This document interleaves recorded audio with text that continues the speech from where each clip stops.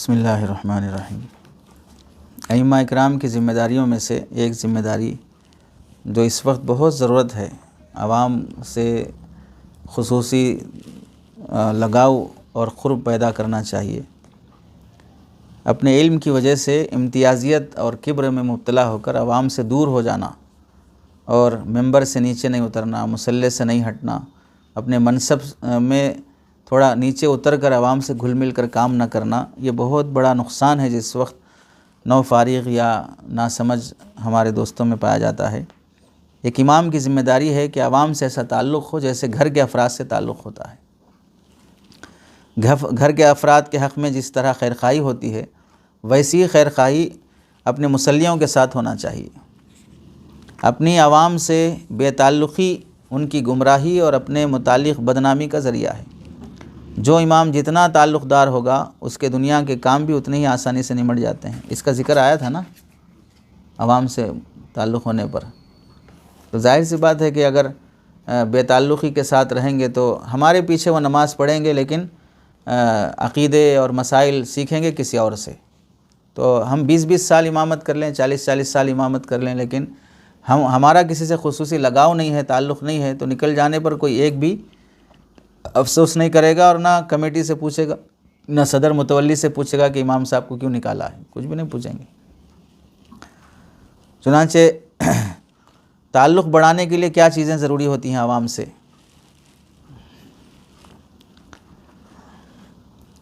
ایک عالم دین بڑی بہترین مثال سے سمجھاتے ہیں کہ آدمی انبیاء علیہ السلام کو اللہ تعالیٰ نے بکریوں کے چرانے کی خدمت ہر نبی سے تقریباً اللہ تعالیٰ نے لی ہے، لیکن کوئی آدمی بکریاں اونٹ پہ بیٹھ کے چرا نہیں سکتا ہے۔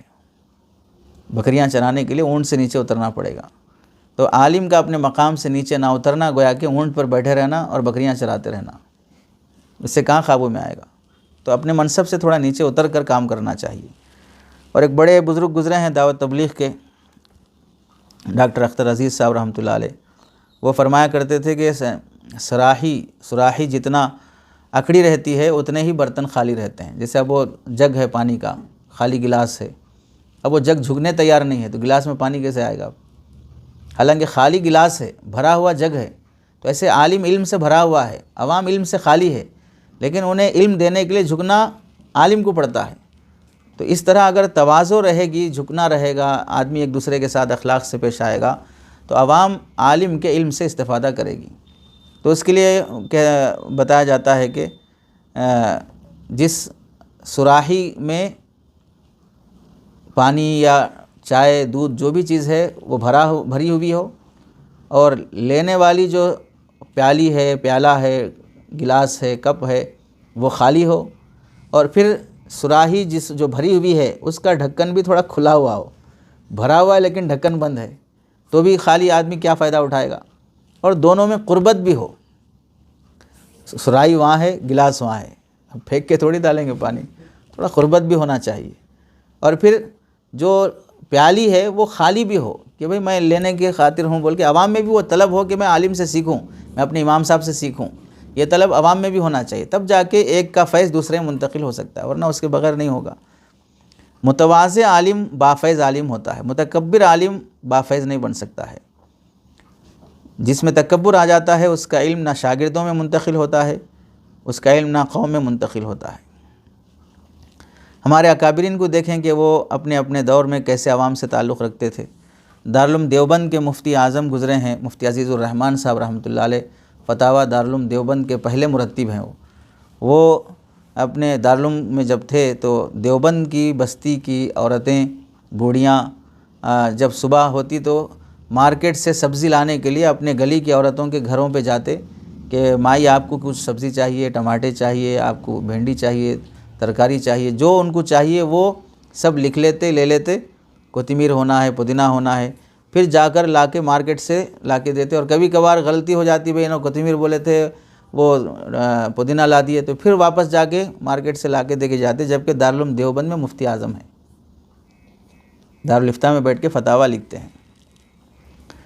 ظاہر سی بات ہے یہ کب ہوا کہ ان کے اندر عوام سے لگاؤ تھا اس طرح اب جب جنازے نکلیں گے تو ظاہر سی بات ہے صرف شاگرد نہیں ہوں گے، پوری قوم رہے گی پیچھے کہ سب کو فائدہ ہوا ہے ان سے، سب لوگ آئیں گے۔ اسی واسطے ہمارے اکابرین میں جو سنتے تھے کہ امام احمد بن حنبل رحمۃ اللہ علیہ کا جنازہ نکلا تو 5 لاکھ آدمی تھے، اتنے لاکھ آدمی تھے، تو کیوں اتنے لوگ تھے؟ اس واسطے کہ ان کا فیض سب کو ملا، سب ان سے فائدہ اٹھائے، کسی نہ کسی درجے میں ان سے لوگ استفادہ کیے، تو اس تعلق کی بنیاد پہ آتے ہیں۔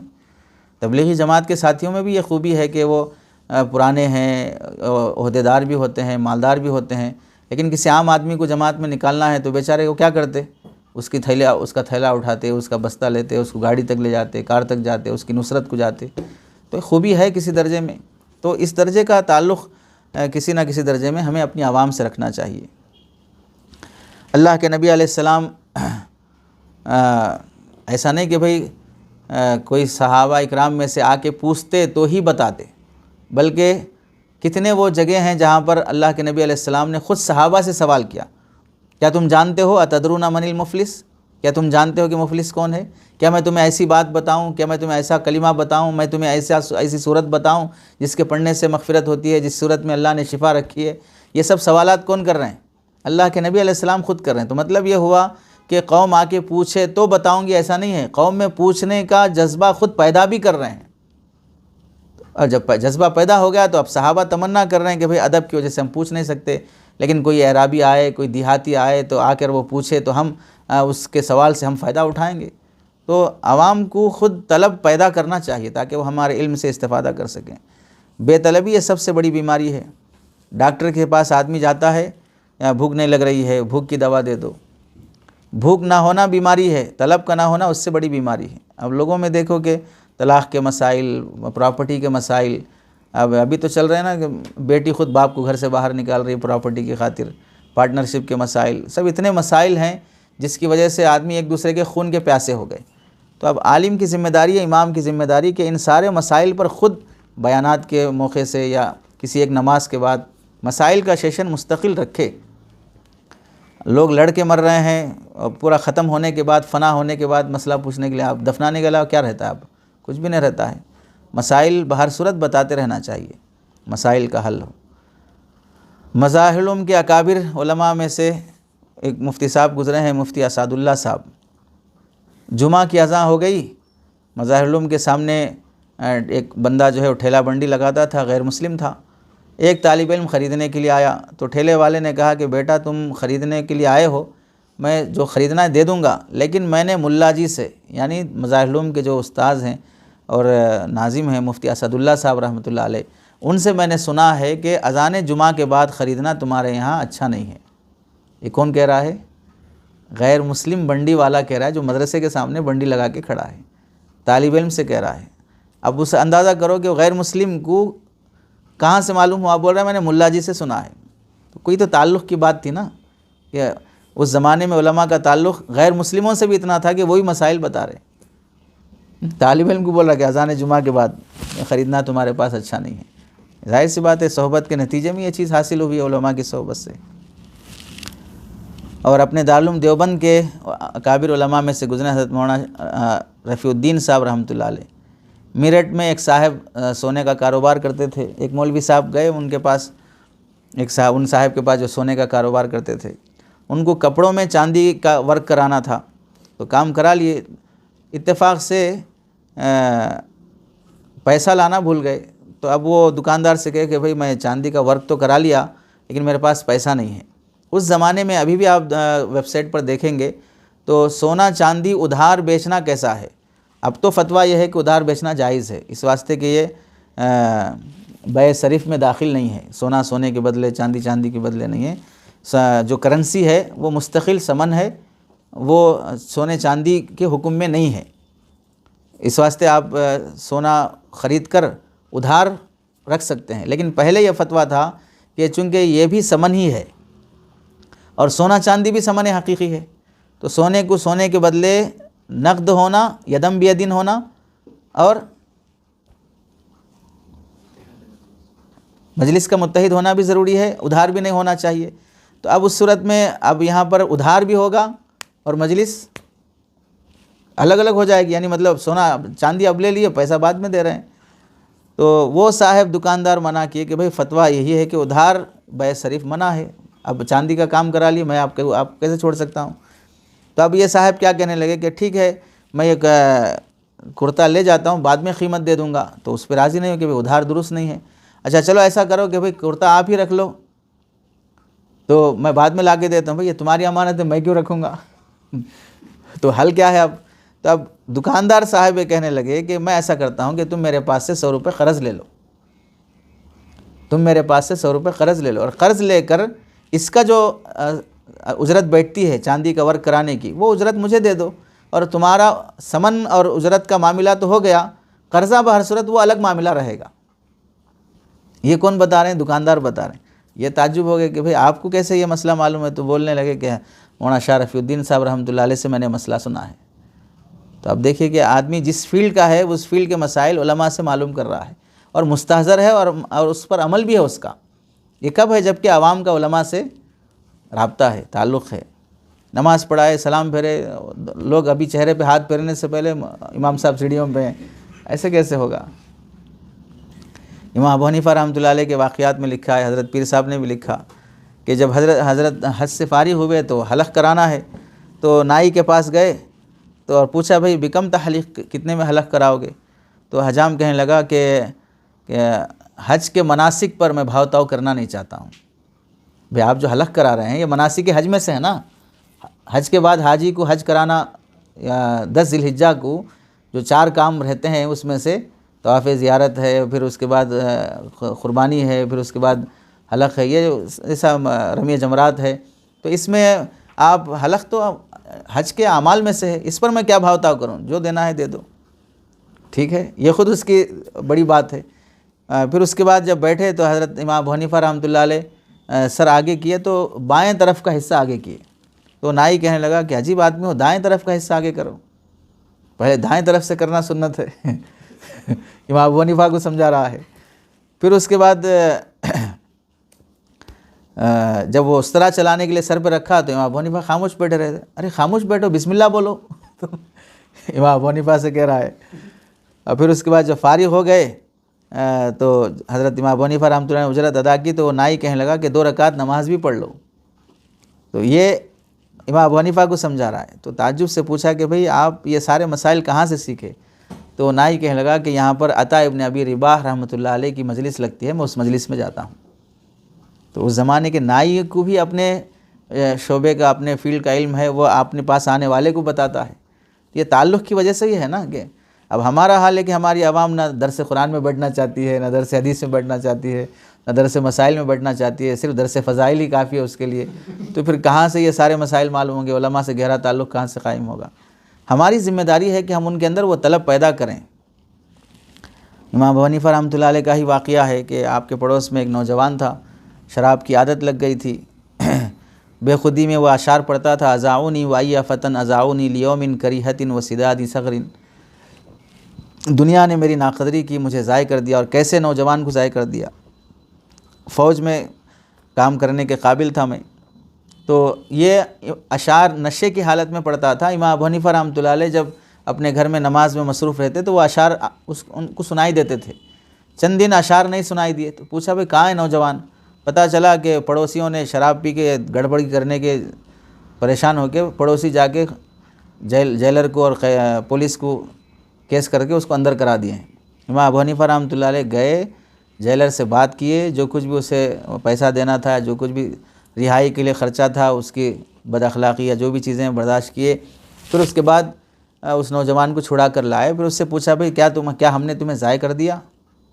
یعنی ایک پڑوسی شرابی کے اس طرح جیل میں چلے جانے پر امام ابو حنیفہ جا کے اسے چھڑا کر لا رہے ہیں. پڑوسیوں سے تعلق، اپنے کیا بولتے ہیں مصلی ہیں، مصلیوں میں سے بہت سے وہ ہیں جو ہمارے گھر کے پڑوسی رہتے ہیں. ہر مصلی، ہر مقتدی ہمارا اپنا شاگرد کے درجے میں ہوتا ہے. ہمیں سوچنا چاہیے کہ اللہ کے نبی علیہ السلام کو جیسے کفر کے زمانے میں ستانے والے ملے، ویسے تو ہمارے ائمہ اکرام کو نہیں مل رہے نا. مطلب اللہ کے نبی علیہ السلام کے چچا کے قاتل حضرت وحشی جتنا اللہ کے نبی کو تکلیف پہنچائے، تو کسی امام کے ویسے بھی وحشی ہیں کیا جو بہت پریشان کر رہے ہوں؟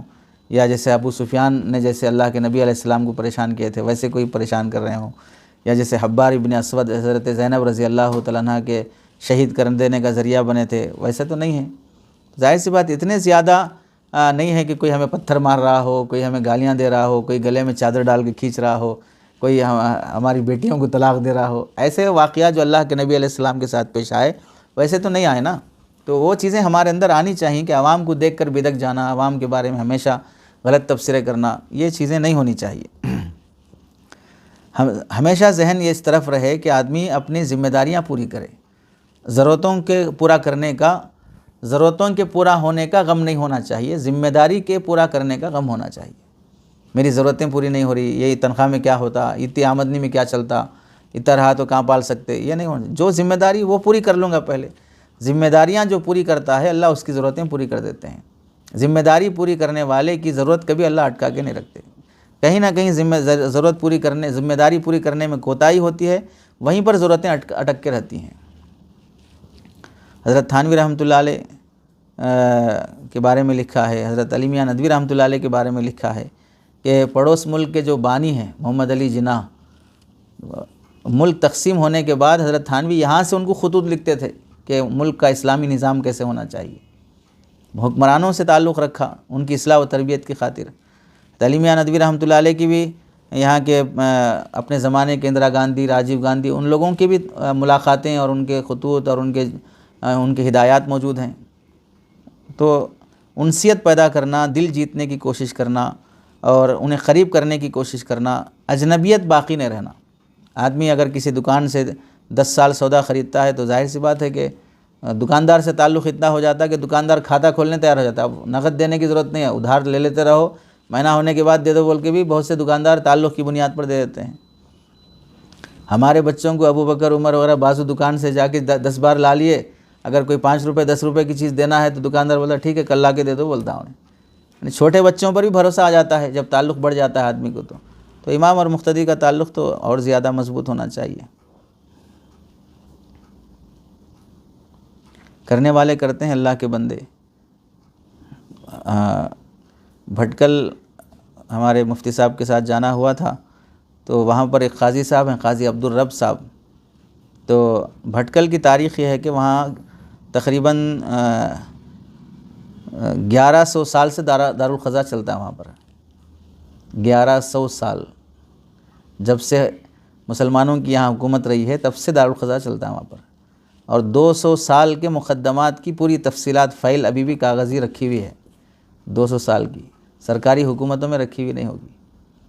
اور ماشاءاللہ کام کرنے والے ایسا کرتے بھی ہیں کہ بعض مرتبہ لکھا ہے کہ عشاء کے بعد کسی مقدمے کو حل کرنے کے لیے بیٹھے تو فجر کو اٹھتے، اتنا لگا۔ جب ظاہر سے اتنا لگاؤ رہے گا تو غالباً وہاں پر کوئی مسئلہ جو ہے پولیس کے پاس بھی نہیں جاتا۔ اگر پولیس کے پاس گیا بھی مسلمانوں کا تو بول دیتے کہ بھئی کہ آپ کا دارالقضاء ہے وہاں پر جائیے، وہ پولیس اسٹیشن سے بھی پرانا ہے دارالقضاء، یہاں سے جلدی حل ہو جاتا۔ تو مسائل حل کرنے سے امت قریب ہوتی ہے۔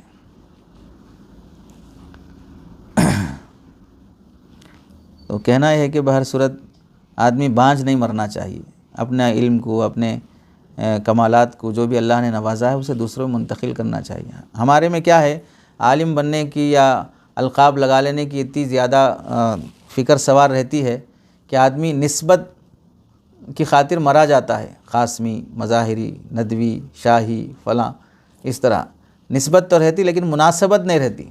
قاسمی ہے تو نانودوی سے کتنی مناسبت ہے، قاسمی ہے تو تھانوی سے کتنی مناسبت ہے، رشید احمد گنگوہی سے کتنی مناسبت ہے تو کتنا پڑھے ان کو۔ ندوی ہے تو پھر علی میاں ندوی رحمۃ اللہ علیہ کتنا پڑھے، محمد علی مونگیری کو کتنا پڑھے۔ مظاہری ہے تو حضرت شیخ الحدیث کو کتنا پڑھے، شیخ یونس جونپوری رحمۃ اللہ علیہ کتنا پڑھے، شیخ مولانا اسد اللہ صاحب رحمۃ اللہ علیہ کتنا پڑھے۔ تو جہاں کے ہیں کہ ہم ان اکابر کو پڑھے نہیں تو ان اکابر کے جیسے نہیں بن سک رہے، اور جھوٹی نسبتیں لگا لینے کافی ہیں۔ دارالعلوم سے فارغ نہیں پھر بھی قاسمی لگا لے رہے، تو نسبت لگا لینے کے واسطے ہیں، لیکن مناسبت پیدا کر کے ان اکابر کے جیسے بننے، اور ان اکابر کا تقویٰ، ان اکابر کے کمالات، ان اکابر کی فکر اپنے اندر پیدا کرنے کی فکر نہیں ہے، تو کہاں سے چمکتے، آدمی ہمیشہ بھٹکتے ہی رہتا۔ حضرت مولانا عمر صاحب پالنپوری رحمۃ اللہ علیہ کی دعاؤں میں لکھا ہے کہ وہ دعا کرتے تھے کہ اے اللہ بانجھ بنا کر موت نہ دیجیے، بانجھ بنا کر موت نہ دیجیے، نہ کوئی شاگرد پیدا ہوا، نہ کوئی سائل پیدا ہوا، نہ کوئی ہمارے علم سے فائدہ اٹھا سکا۔ تو آدمی خود ایسے راستے تلاش کرنا فراغت کے بعد کہ ہم کیسے کام کر سکیں، ہم کیسے عہدے پہ آئیں، کیسے منصب پہ آئیں، اس کے نہیں، ہم کیسے کام کریں، کام مل جائے بس اس کی فکر رہنا چاہیے۔ عہدے خود بخود مل جاتے ہیں۔ حضرت قاری صدیق صاحب رحمۃ اللہ علیہ کے خلیفہ ہیں ہمارے ہی شہر میں حیدرآباد میں، حضرت مولانا احمد عبید الرحمن اطہر صاحب کے بھائی، بڑے بھائی حضرت مولانا احمد عبداللہ طیب صاحب۔ آندھرا کے علاقوں میں بعض 200 400 مکاتب چلتے ہیں ان کے، ہیں شہر میں لیکن دیہاتوں میں کام کر رہے ہیں۔ کتنے قادیانیوں سے اور کتنے مسلمانوں کو خاندانوں کے ارتداد سے بچایا۔ حضرت فرماتے ہیں کہ بعض مرتبہ حضرت قاری صدیق صاحب رحمۃ اللہ علیہ کے ساتھ سفر کرنا ہوا تو ایک ہفتے میں 50 گاؤں کا سفر حضرت قاری صدیق صاحب رحمۃ اللہ علیہ کی، 50 گاؤں کا سفر ایک ہفتے تک، ایک ہفتہ بھر سفر ہے اور 50 گاؤں کا سفر ہے۔ گاؤں کی فکر کرنا۔ اب لوگ کیا ہے، گاؤں کے رہتے ہوئے آگے شہر میں کام کرنا چاہتے، گاؤں میں کیا کام ہوتا، شہر میں کام اچھا ہوتا، شہر میں کمائی زیادہ ہوتی، گاؤں میں کام کی ضرورت زیادہ ہے، گاؤں چھوڑ کے شہر آنا چاہتے ہیں۔ آندھرا کے کرنول کے ایک بزرگ گزرے ہیں نور اللہ قادری صاحب رحمۃ اللہ علیہ، تیلگو زبان کے ماہر تھے، دیہاتوں میں جا کے کام کرتے تھے، تیلگو میں کئی کتابیں لکھے ہیں۔ بعض مرتبہ عید لیلۃ الجائزہ، عید کی رات چلے جاتے کسی بھی دیہات میں اور صبح سے لے کے لوگوں کو تیار کراتے، عید کی نماز کے لیے لاتے، پھر عیدگاہ میں آ کر نماز کے اور عید کے مسائل، پھر شوال کے احکام سب بتاتے، پھر اس کے بعد عید پڑھ کے گھر آتے۔ گھر پہ عید نہیں کرتے، گاؤں دیہاتوں میں جا کے عید کرتے تاکہ لوگوں کی صحیح رہبری ہو۔ کام کی شکلیں بہت ہیں، آدمی مخصوص چیزیں رکھ لیا ذہن میں کہ فارغ ہونے کے بعد امامت کرنا، مدرسہ پڑھانا، فلاں کرنا، بس اتنا، اس کے علاوہ کچھ بھی نہیں ہے۔ کام کی بہت سی شکلیں ہیں، علماء کی رہبری میں اگر آدمی چلتا ہے تو بہت سی کتابیں، بہت سی چیزیں ایسی ہیں کہ آدمی خوب کام کر سکتا ہے۔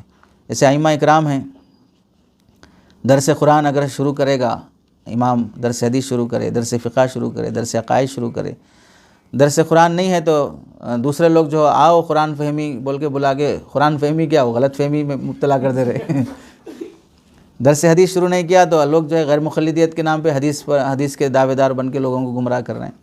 درس عقائد نہیں ہے تو یہاں بیٹھ کے محمد علی انجینئر مرزا کی گا رہے لوگ، اور تصوف اور سلوک پر آدمی توجہ نہیں دیا، اس کو تانے دیا اور اس کو بدنام کرنے کی کوشش کیا تو لوگ گوہر شاہی کے نام پہ لا الہ الا اللہ، گوہر شاہی رسول اللہ بول کے اس کا ذکر کر رہے ہیں، نعوذ باللہ، تصوف کا غلط مطلب۔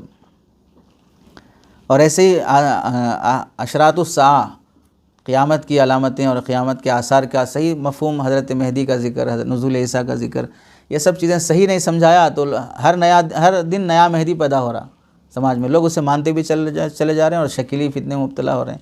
اب یہ شکیلی فتنے کے لوگ تو اتنے بدماش ہوتے جا رہے ہیں کہ غنڈہ گردی پہ اتر آئے لوگ، تو دبے پاؤں محنت کرتے جا رہے ہیں اور ایک ٹیم بنتی جا رہی ہے، علماء سے بھی جھگڑے، دعوت تبلیغ کے ساتھیوں سے بھی جھگڑا کرنے اور مار پیٹ کرنے کے لیے تیار ہو گئے۔ عوامی ربط سے کیا ہوتا ہے کہ بہت سے مسائل حل ہو جاتے ہیں، لوگوں کی کاؤنسلنگ کر سکتے ہیں، طلاق کے مسائل حل کر سکتے ہیں اور میراث کے مسائل حل ہو سکتے ہیں۔ کئی مسئلے ہم گھسیں گے تو لوگ ہم سے پوچھنا چاہیں گے۔ تو امام کی ذمہ داری ہے کہ وہ طالب بنے، قوم کا طالب بنے کہ لوگ آئیں میرے پاس، میں جاؤں لوگوں کے پاس۔